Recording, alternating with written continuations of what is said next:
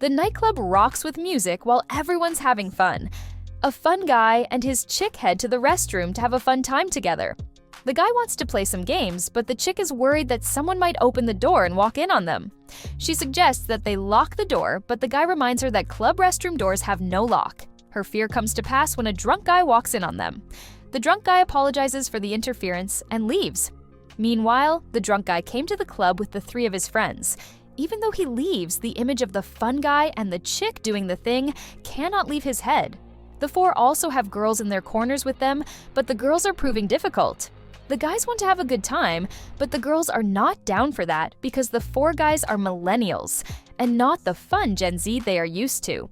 There is a particular guy among the four friends, Seungtae, who is also not really into what they are doing. He just wants to have his drink and have fun, that's all. The drunk guy from the restroom finally gets tired of the girls' shenanigans, and he suggests that they also have fun just like the guys he stumbled upon in the restroom. However, the girls just leave in anger.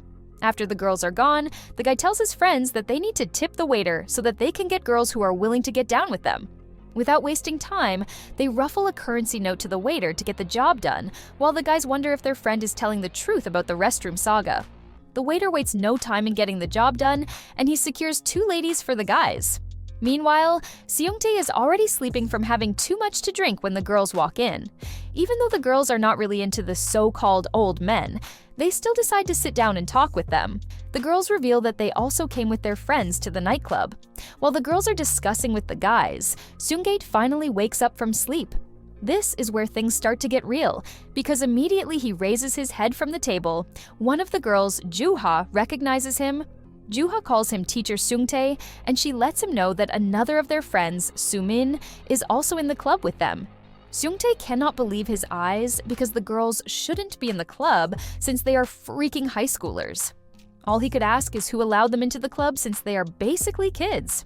To get into the context of the entire thing, 7 months ago, 28-year-old Seungdae rolled up at a girls' high school. He is on the verge of receiving his college degree, but he needs to take a teaching job as practice before he can get his degree. Even though our guy doesn't like teaching, he has no choice. The moment he is introduced to the class, the entire population of girls goes wild for him. The girls waste no time in showing their interest in Seungtae. Seunggae soon finds himself surrounded by them. Seungtae already has the feeling that something like this might happen, but didn't think it would happen so fast. Amidst the chaos and frustration, Seungtae notices that there are 3 particular friends who have banging bodies and don't look like they are high schoolers. These are Juha and her 2 friends, Sumin and Songa. During his stay in the school, Juha developed an interest in Seungtae, but the guy didn't allow the interest to grow before leaving. Now, in the present day in the nightclub, Seungtae cannot believe that he is staring at Juha. He is still trying to process the entire thing when Juha lets him know that she missed him so much after he finished his teaching practice and left. Things start to get weird in the room as Juha moves closer to Seungtae, leaving his friends wondering what the hell is going on. Juha is ready to get down with Seungtae in the room, which leaves him totally perplexed. Seungtae is shocked that the girls are not running away, even though they stumbled upon their teacher in a nightclub. In the midst of the entire chaos, Sumin also enters, leaving Seungtae totally bummed out. He now has 3 girls on his hands, and he has to look after them. Seungtae knows that his friends will waste no time jumping on any opportunity they get with the girls. Out of nowhere, the girls check out their phones to know what the time is. It is finally 12 a.m., and they jump up in joy because they are finally 20 years old. They now consider themselves adults, and with this, they are free to do what they want, but Seungtae is all the more worried. Juha and his friends immediately start drinking, and they suggest other fun things to do, like karaoke. While all of this is going on, Seungtae's friends can only imagine what they could do to the girls. Seungtae knows that care needs to be taken, or else the inevitable will happen before they know it. Seungtae thinks of stopping the girls, but doesn't know how. Meanwhile, his friends are already planning on how to take a motel room and have a blast with the unsuspecting girls. The fun continues, and the guys impress the girls with how much they can drink. They suggest mixing the drinks with soju at a ratio of 1:1 to avoid vomiting. Seungtae knows their plan, and he tries telling his friends to keep it on a low, but instead of doing this, they increase the intensity of the drinking. He becomes seriously worried, and he wants to prevent this before things get too late. At this point, the guys are already asking the girls where they are staying. The friends do their best to make sure that the girls have enough to drink to get them loose. Seungtae, on the other hand, tries his best not to drink so he can keep his eyes on the girls. However, Juha finds a way to push him to drink while his friends urge him on because of what they plan to do. Seungtae finally gets down to drinking with the group. Juha suggests that they have a love shot, but our guy gulps his drink to avoid drama. This only causes Juha to get mad, and she starts gulping the drinks like they are water. Before they know it, the drinks start to kick in, and they are all getting drunk. Our main guy thinks of getting the girls home, but before he can finish this thought, he falls asleep with his other friends staring down at him. Seungtae is bad with strong drinks, which is why he totally got knocked out. When Seungtae wakes up, he finds himself in a motel room with no clothes on. He starts to wonder how he got to a motel room and why he is there in the first place. This is where it dawns on him that things must have gotten out of hand. He seems to be alone in the room, and the girls are nowhere to be found, which also includes his friends. Seungtae quickly picks up his phone to call one of his friends, Kwang Nam, but he refuses to pick up. Seungtae starts getting the feeling that his friends are currently somewhere, hitting it off with the girls. He tries calling another friend, Jungpyo, and this time, Jungpyo picks up. Seungtae is relieved to hear Jungpyo's voice, but suddenly, Seungtae realizes that Jungpyo is in the middle of a stroking session. Seungtae hears a familiar female voice on the phone. Jungpyo is shocked that Seungtae is already awake and sober all of a sudden. Seungtae asks Jungpyo who he is currently with, but the guy refuses to answer and just drops the call, leaving Seungtae racking his brain. Seungtae is totally angry and he tosses away his phone. He thinks of finding the girls, but he doesn't know where to start from. Suddenly, Seungtae realizes that there is a woman's underwear in the room with him. Before he can fully assess the situation, Songa comes out of the bathroom fully undressed and surprised that the teacher is now awake. The situation gets terribly awkward as Seungtae stares down at Songa in total disbelief. The first question Songa asks Seungtae is when he got up before she finally realizes that she is unclothed. She bends to cover herself while telling Seungtae not to look. In the process of adjusting, Seungtae trips, and as he falls down, Songa tries helping him, but ends up falling on him too. They were only trying to avoid looking, but are now down to body contacts before they know it. All of Songa's tempting body parts are wrapped around Seungtae. The two manage to get off each other after a moment of awkwardness. Seungtae starts to wonder how Songa ended up in the same room with him. It finally dawns on Seungtae that he had too much to drink and was knocked out. The last thing he remembers is having a drink in the bar. Seungtae then asks Songa why she is still not dressed. Songa reveals that she cannot because of what happened. Seungtae has no memory of what happened, forcing Songa to give him a full recap of how they ended up in the motel room and what transpired while he was drunk. After having so much to drink and the group left the bar, Kwangnam offers to take Songa home, but she refuses. On her way home, she finds Seungtae totally knocked out in the street while hugging a can. Songa could not leave her teacher this way, and she managed to drag him to the motel room since they couldn't even get a taxi to help. Seungtae is still acting all grateful for Songa's help, until he realizes that something must have gone south for him to be lying unclothed. This is when Songa is forced to reveal the horrifying truth. Seungtae was so drunk that he mistook Songa for someone else, Hyungjung. He suddenly dragged Songa closer, locked lips with her, and got down to touch her body. Even Songa couldn't resist, and before they knew it, Seungtae had gone into Songa, even if it was just for a short moment. After a short moment of fun, Songa washed all of her clothes, which is why she now has nothing to wear. Upon hearing the full recap of everything, Seungtae is highly disappointed in himself, even though he doesn't even remember doing any of it. Seungtae still sees Songa as a kid and his student to top it all off. Seungtae apologizes to the girl, letting her know that he had too much to drink, which is why he ultimately misbehaved. To further give Seungtae a context of what happened, Songa lets him know that he left the bar himself. Juha escorted him a bit before locking lips with him in front of everyone, making his friends ultimately jealous. One of his friends even considers going back to college so he can become a teacher and also enjoy the privilege that Seungtae is enjoying. After the kiss, Seungtae leaves without looking back, but even he doesn't remember all of these. Seungtae just knows with everything he is going to hear from Songa, things are going to get worse every minute. When Seungtae asks about Songa's friends, the reply he gets lets him know that the voice he heard on the phone earlier with Jungpyo is none other than Juha. Seungtae is absolutely horrified at what is currently happening, and to even make it worse, Songa lets him know that Sumin was the most drunk of them all. Since she was very drunk, Seungtae's friend Bongkyu was the one who quickly offered to take her home. Seungtae screams out in horror because Bongkyu is the worst of them all. Seungtae realizes that he cannot even blame the girls, since they are still kids and they are totally naive. It is now clear to him that Jungpyo is with Juha while Sumin is with Bongkyu. Seungtae gives Bongkyu the benefit of the doubt, hoping that the guy doesn't do anything rash. Unknown to him, Bongkyu is in a motel with Sumin.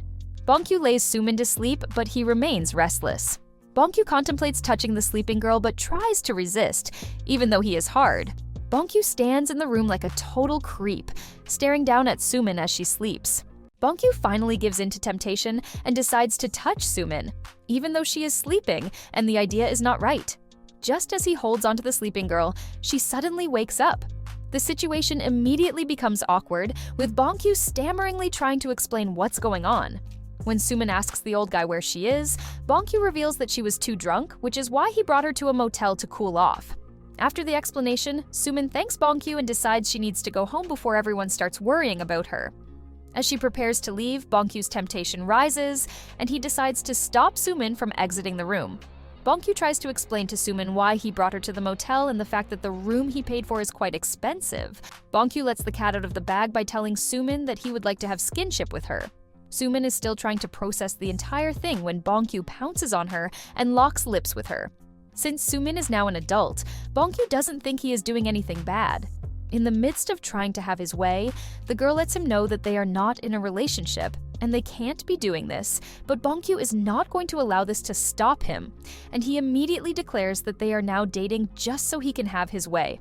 Before Sumin knows what is happening, Bongkyu has undressed her, and he is on the verge of having his way with her. Meanwhile, Songa is still trying to reach Sumin, but to no avail. Even Seungtae wonders why everyone is not picking up their calls. It then suddenly occurs to Seungtae that he actually did something with Songa, even if it was short. To avoid further temptation, Seungtae suggests they leave the motel room as soon as possible. However, Songa lets the guy know that she can't leave yet because she is still wet. The moment Seungdi hears this, his brain immediately assumes that Songa is wet down there. However, Seungtae is left stunned when he realizes that Songa is talking about her wet clothes. It is pretty obvious that she is stuck in the room until her clothes dry. To find a way to get out quickly, Seungtae brings up the idea of squeezing the cloth so that it can dry even faster. To kill the awkward vibe in the room, Seungtae suggests they watch TV. However, this only worsens things as they end up watching a station that further fuels their temptation. At this point, Seungtae is frustrated, and he can only ask when the clothes are going to dry. Back at Bongkyu's motel room, he is now having his way with Sumin. Even though Sumin resisted at first, she finally gave in and is now also enjoying the moment. While waiting for the clothes to dry, Songa decides to kill time by sleeping. Moments later, Seungtae realizes that Songa is exposed, and he starts having wild thoughts toward her. While he is trying to hold back on all the naughty things he can do to Songa, Bongkyu is having the time of his life with Sumin. After much deliberation, Seungtae finally makes the bold move to cover Songa. In the process of doing this, Songa wakes up to see the teacher above her. As usual, the situation gets awkward again. Seungtae quickly opens up, telling Songa that he was only trying to help. However, Songa doesn't take offense because she knows that he was trying to cover her up. Moments later, tension rises between the two, and they end up coming close to each other. Before they know what is happening, the two lock lips. Even Seungtae is in total disbelief as he tries to grab a hold of himself, but so far it doesn't seem to be working. Seungtae finds it hard to control himself and ends up colliding with Songa. This moment of pleasure forces him to remember his ex-girlfriend, Hyun-jung. As the pleasure continues, Seungtae also remembers when he went to the all-girls school for his teaching practice. Back then, the principal told him to be careful around the girls because they were known to go crazy around male teachers. Seungtae doesn't think this should be a problem because he has a girlfriend and can also control himself. However, the principal still urges Seungtae to draw a proper line between himself and the students to avoid any form of temptation. A week after that, Seungtae is minding his business when he runs into Juha. Juha, being the crazy chick that she is, wastes no time getting close to the teacher. She compliments him and also places a kiss on his cheek while declaring that Seungtae now belongs to her. Before Seungtae can get a hold of the situation, Juha runs off. Some days later, Seungtae runs into two of Juha's friends who come bearing a message for him. They let him know that they have been looking everywhere for him. The two tell Seungtae that Juha would like to see him after school that day. Seungtae doesn't take this seriously, as he tells the girls that he is busy and will not be able to come. This only causes the girls to get mad, and they start running their mouths, talking about how Seungtae is dating Juha to the extent that they have even kissed. Seungtae realizes that he is going to be in trouble if they keep talking about this, so he finally agrees to meet Juha, but intends to talk sense into her when they meet. Later that day, Juha and Seungtae meet.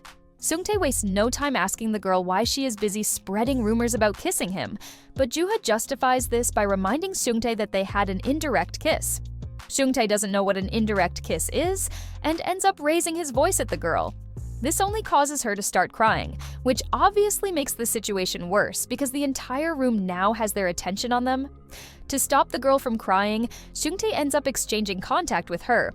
It is now 7 months later, and Seungtae can't believe that he actually ran into Juha and her friends at a nightclub.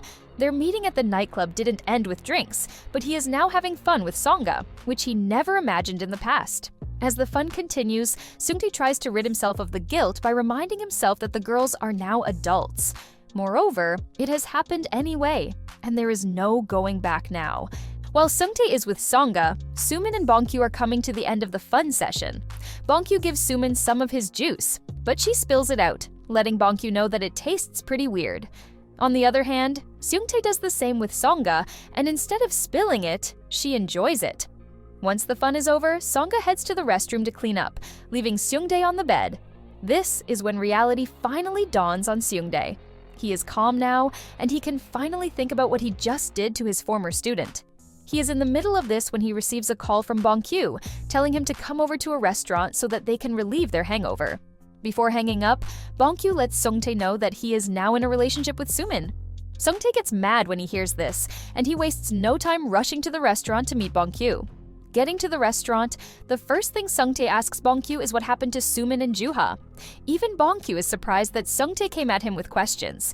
Bongkyu answers the guy, letting him know that he was with Sumin while Juha went with Jungpyo. Seungtae is in total disbelief, and as if this is not enough, Bongkyu makes it worse by asking Seungtae for Songa's number because she is next on his naughty to-do list. Seungtae asks the fat trash what he wants with Songa's number. This is when the revelation about what happened comes to life. Apparently, Bongkyu's original target was Songa. He tried taking her home, but she rejected him, and he ended up with Sumin instead. Since Sumin was very drunk, it was easy for him to take the girl to a motel. Seungtae then asks Bongkyu if he has been able to reach Jungpyo, but his answer is negative. Bongkyu went home first the night before, so he didn't see Jungpyo and Juha together.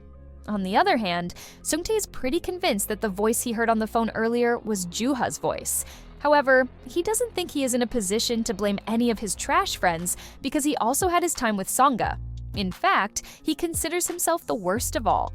Later that day, while he is sitting all by himself, he gets the temptation to call Songa. This reminds him of their earlier discussion. After they were done having fun, Seungtae begged Songa not to tell anyone what transpired between them, and she agreed. However, Songa asks Seungtae about Hyunjung because this is the name he mentioned in his sleep. Songa guessed right when she asked Seungtae if Hyunjung was his ex-girlfriend. After thinking about all of this, our boy decides that it will not be good for him to call Songa. He wants to forget about everything that happened and move on from it. Suddenly, he gets a call from Juha. Juha tells Seungtae that she would like them to meet because she has something important to say. Seungtae is curious, and he asks the girl what she wants to say, but she insists that they meet before she mentions anything. On his way to the meeting, Seungtae still tries Jungpyo's number, but it fails to go through. He continues to wonder where Jungpyo dropped his phone and hopes he will call back later. Before the meeting, Juha thinks about all she wants to say and how she wants to say it. On the other hand, Seungtae is also wondering what Juha wants to discuss with him. Moments later, the two meet, and Juha takes Seungtae to a tteokbokki stand to get a plate of the delicacy. While eating the dish, Seungtae goes straight to the point, asking Juha why she wanted to see him. Without wasting time, Juha hits Seungtae with a bang. Juha asks Seungtae if they are already dating because of the events of the night before. Seungtae is thrown aback by this question, as he is confused. He has no memory of what happened the night before, or why Juha would believe that they are dating. Juha then reveals that they shared a kiss the night before. Seungtae doesn't remember this, but even if he did, he doesn't think sharing a kiss automatically signifies a relationship. Seungtae's response and body language break Juha, and she is forced to ask if he hates her. Seungtae tries telling the girl that he doesn't hate her and that it was just a kiss, but this only earns him a kick on the leg. Eventually, he asks about what transpired between her and Youngpyo because he assumed that they were together having fun, but this only makes Juha mad. Juha doesn't believe that Seungtae thinks so little of her. Apparently, Juha wasn't with Youngpyo the night before, and the accusation by Seungtae has gotten her really mad. Juha tells him that she hates him and turns back to leave. Juha gets even more mad when she realizes that Seungtae is not trying to stop her. After she is gone, the people who witnessed the entire thing start calling Seungtae all sorts of trash names. Just then, Seungtae gets a call from Youngpyo. He's shocked to see this since he has been trying to reach him since like forever. Oddly, Youngpyo asks him to come over to the store. Getting to the store, Seungtae wastes no time before hitting Youngpyo with a series of questions. He asks to know where on earth he was, and finally, Youngpyo reveals that he was at a motel overnight. Youngpyo reveals that he was having fun with the girl he met at the club. Apparently, Youngpyo didn't leave the club with Juha. Instead, he left with the chick from the club, and they had fun all through the night. This is when Seungtae realizes that he has messed up. Juha was innocent after all, and he basically accused her of being with Youngpyo. Seungtae starts to feel sorry, but the deed has been done already, and Juha is now in her room, reliving the entire scenario. Overwhelmed by everything, Juha decides to pick up her phone. She calls Songa to ask her where she is so they can meet because she is in a bad spot, and she needs someone she can talk to.